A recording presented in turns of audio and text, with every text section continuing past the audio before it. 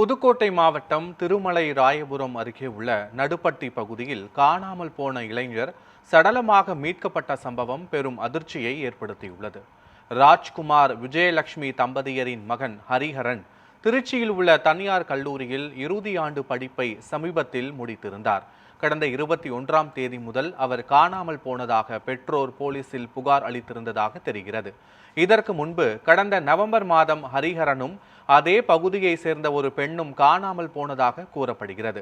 பின்னர் அவர்கள் தஞ்சாவூரில் இருப்பதாக பெற்றோரிடம் தொடர்பு கொண்டு காவல் நிலையத்தில் சமரசம் செய்யப்பட்டு வீடு திரும்பி அனுப்பப்பட்டனர்.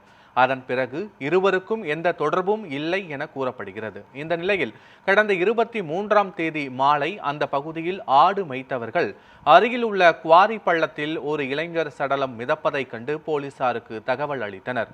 உடனடியாக சம்பவ இடத்திற்கு சென்ற போலீசார் மற்றும் தீயணைப்பு துறையினர் சடலத்தை மீட்டு புதுக்கோட்டை அரசு மருத்துவக் கல்லூரி மருத்துவமனைக்கு பிரேத பரிசோதனைக்காக அனுப்பி வைத்தனர். பின்னர் அது காணாமல் போன ஹரிஹரன் என்பது உறுதி செய்யப்பட்டது.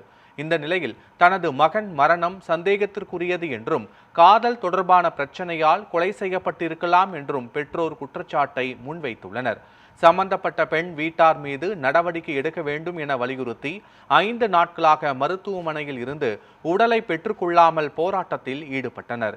இதற்கிடையே போலீசார் உரிய விசாரணை மேற்கொள்ளப்படும் என உறுதியளித்ததை தொடர்ந்து குடும்பத்தினர் போராட்டத்தை கைவிட்டு உடலை பெற்றுக்கொண்டு சொந்த ஊரில் அடக்கம் செய்தனர்.